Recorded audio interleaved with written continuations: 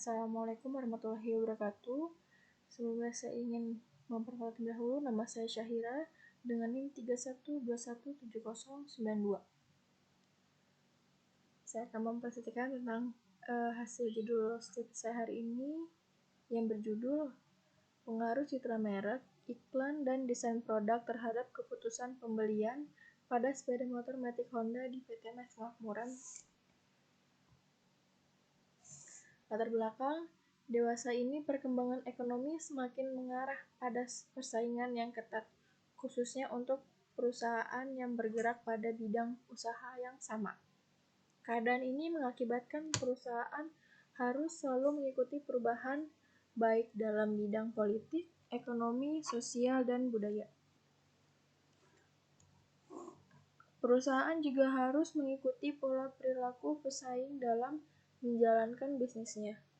Hal ini membuat persaingan antar perusahaan semakin ketat dalam menguasai pasar. Setiap perubahan tentu ingin berhasil dalam menjalankan bisnisnya.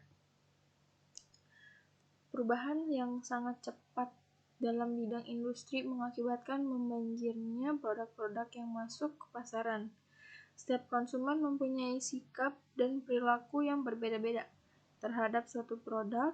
Sukses tidaknya suatu produk dipengaruhi oleh sikap dan perilaku konsumen terhadap produk yang bersangkutan.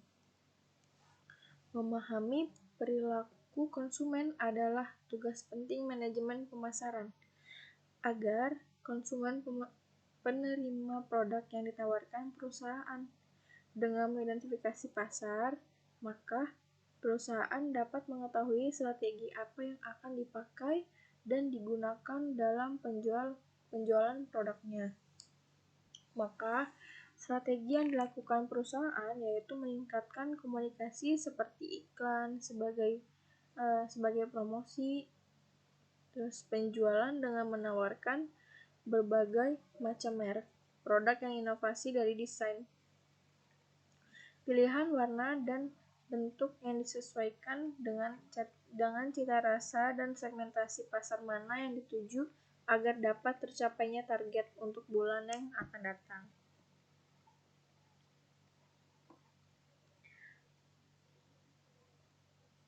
Dalam setahun belakangan ini, motor Honda buatan dalam negeri khususnya mampu bersaing bahkan unggul dari motor-motor pabrik negara lain.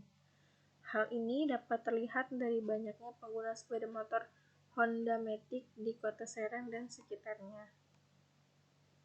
Data dukung. Di sini data penjualan sepeda motor Matic. Saya ngambil tahun 2019. Berdasarkan tabel di atas, diketahui bahwa penjualan motor Matic Honda tidak selalu mencapai target. Selama 12 bulan ini, penjualan yang mencapai target itu di 4 bulan, yaitu jatuh pada bulan Maret, bulan Juni, bulan Juli, dan Oktober. Secara akumulatifnya, penjualan motor Matic Honda di Kota Serang hanya mencapai 82,0% dari total unit yang ditargetkan pada tahun 2019. Tabel keduanya ini data per unit dari semua motor Matic Honda. Diambilnya juga di tahun 2019. Ada motor Beat ESP, Vario 125 ESP, ada Vario 150 ESP, ada Scoopy, ada BCX, ada BCX Hybrid, ada yang SH 150i, ada Forza 150, ada Honda Spicy Helm-In. Motor Matic Honda yang paling banyak terjual pada tahun 2019 di Kota Serang adalah motor Beat ya. Motor Beat SP dengan total penjualan 370 unit.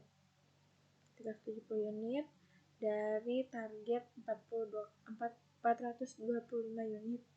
Namun demikian secara persentase, penyampaian target penjualan paling tinggi justru disumbang oleh Scoopy dengan total penjualan 250 unit dari target 275 unit.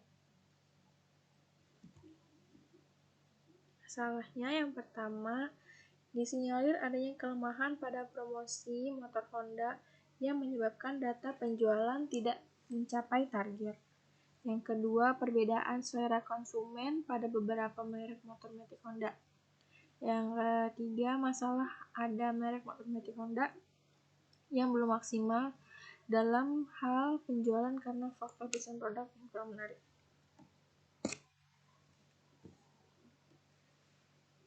Citra merek dapat didefinisikan sebagai suatu persepsi yang muncul di pikiran konsumen ketika mengingat suatu merek dari produk tertentu. Citra merek merupakan representasi dari keseluruhan persepsi terhadap merek dan dibentuk dari informasi pengalaman masa lalu terhadap merek itu. Citra merek terhadap merek berhubungan dengan sikap yang berupa keyakinan dan preferensi terhadap suatu merek.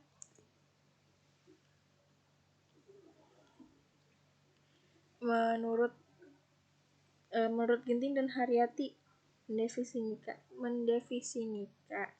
mendefinisikan merek adalah suatu nama, istilah, tanda, simbol, desain, atau kombinasi daripadanya untuk menandai produk atau jasa dari satu penjualan atau kelompok penjual dan untuk membedakannya dari pesaing.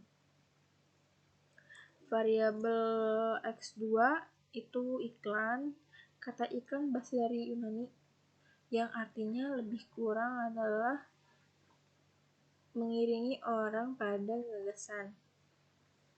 Adapun pengertian periklanan secara komprehensif menurut Kotler, Phillips, dan Armstrong, periklanan adalah segala bentuk penyajian dan promosi ide, barang atau jasa secara non-personal oleh suatu sponsor tertentu yang memerlukan pembayaran. Di sini ada menurut Rangkuti 2009, periklanan adalah komunikasi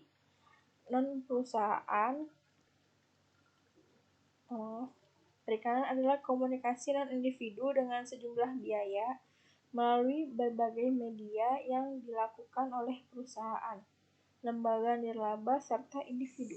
Iklan diartikan sebagai bentuk prestasi non-personal yang dibayar oleh sponsor untuk mempresentasikan gagasan atau ide promosi dari barang dan jasa tertentu. Desain produk ini variabel X3. Desain produk adalah konseptualisasi ide tentang produk dan transformasi ide menjadi kenyataan. Untuk mengubah ide menjadi kenyataan, sebuah spesifikasi tentang produk disiapkan. Spesifikasi ini disiapkan dengan mempertimbangkan berbagai kendala seperti proses produksi, harapan konsumen, dan sebagainya. Dalam tahap desain produk sampai keputusan akhir mengenai produk, setiap aspek produk dianalisis.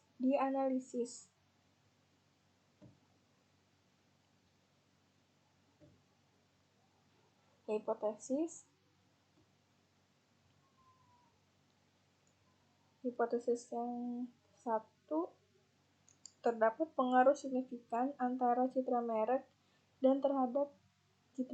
terhadap keputusan pembelian motor Honda di dealer MS Makmuran Serang. H2, terhadap pengaruh signifikan antara iklan terhadap keputusan pembelian motor Honda di dealer MS Makmuran Serang. H3, terhadap pengaruh signifikan antara desain produk terhadap keputusan pembelian motor Honda di dealer MS Makmuran Serang. Metode penelitian digunakan adalah metode kuantitatif. Tempat penelitiannya di PT MES Makmuran Kota Serang, bisa juga di daerah sekitar Serang gitu. Terus populasi dan sampel. Populasinya dalam penelitian ini adalah konsumen yang menggunakan motor Matic Honda gitu. Sampel dalam penelitian ini ditentukan sebanyak kurang lebih 100 orang berdasarkan rekomendasi dari pihak Delara juga. Teknik pengumpulan datanya observasi, dokumentasi, kuesioner. Teknik analisis data, uji validitas. Menurut Imam Ghazali, uji validitas yang digunakan untuk mengukur pada kuesioner mampu untuk mengungkapkan suatu yang akan diukur oleh kuesioner tersebut. Reliabilitas data. Menurut Ghazali, uji reliabilitas merupakan alat untuk mengukur suatu kuesioner yang merupakan indikator dari suatu variabel. Uji asumsi klasik. Uji normalitas. Dalam uji normalitas ini ada dua cara untuk mendeteksinya. Apakah residual berdistribusi normal atau tidak, yaitu dengan analisis grafik dan uji statistik. Terus ada uji multikolinearitas. Menurut Imam Ghazali juga, uji multikolinearitas bertujuan untuk menguji apakah model regresi ditemukan adanya kolerasi antara variabel bebas atau independen. Uji heteroskedastisitas. Uji asumsi ini bertujuan untuk mengetahui apakah dalam sebuah model regresi terjadi ketidaksamaan varian tidak residual antara satu pengamatan dengan pengamatan yang lainnya. Selanjutnya, analisis regresi berganda. Menurut Sugiono, analisis regresi berganda digunakan oleh peneliti bila peneliti bermaksud meramalkan bagaimana keadaan atau nilai turunnya variabel independen bila dua atau lebih variabel independen sebagai faktor prediktor dimanipulasi, dinaik turunkan nilainya. Uji hipotesis. Hipotesis merupakan asumsi atau dugaan mengenai suatu hal yang dibuat untuk menjelaskan hal tersebut dan dituntut untuk melakukan pengecekan jika asumsi atau dugaan tersebut dikhususkan mengenai populasi, umumnya mengenai nilai-nilai parameter populasi, maka hipotesis itu disebut dengan hipotesis statistik.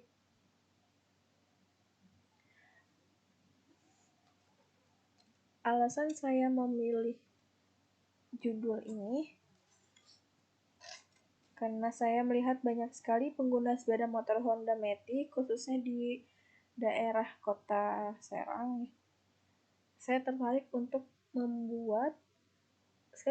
membuatnya menjadi judul skripsi dan peneliti lebih jauh tentang ketarikan konsumen terhadap sepeda motor Honda. Sekian dari presentasi saya, kurang lebihnya mohon maaf. Assalamualaikum warahmatullahi wabarakatuh.